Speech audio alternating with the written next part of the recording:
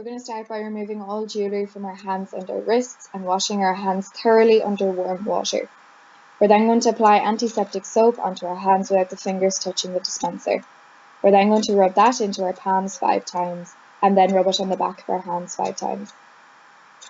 We're then going to intertwine the fingers and rub that in about 5 times.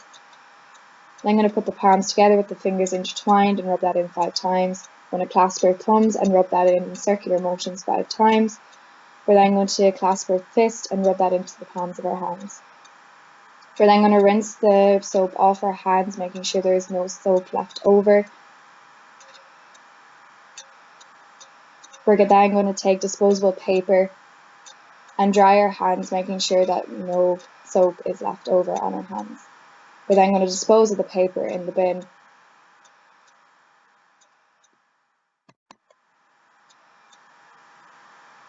Now here's just a repeat of how to clinically wash your hands.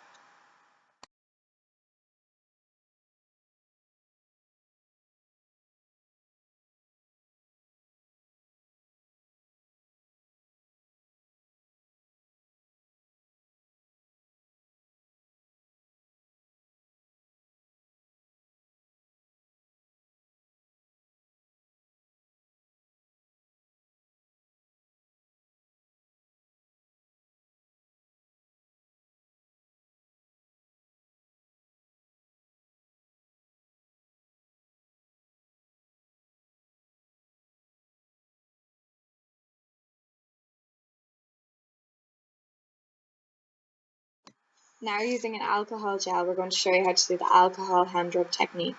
We're going to pump about 5 ml into the palms of your hands, and we're going to rub that into the palms of our hands 5 times. We're then going to rub it onto the backs of our hands about 5 times. We're then going to interlock our fingers and rub that in about 5 times. And we're going to rub our palms together about 5 times. We're then going to clasp our thumbs and rub that in circular motions about 5 times each. We're then going to rub our palms in circular motions about 5 times using our fingertips.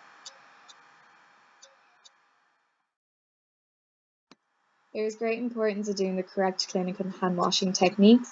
Number 1, your hands will be free from 99.9% of microorganisms, both pathogenic and commensals. Number 2, the alcohol gel kills all viable or living microorganisms off your hands.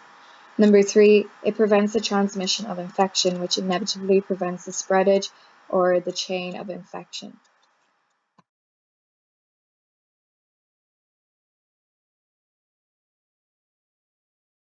The following techniques should be ideally used by everyone. However, on a day-to-day basis, it is more important for people like the doctors, surgeons, nurses, and medical and laboratory workers to use these techniques both entering and exiting the lab.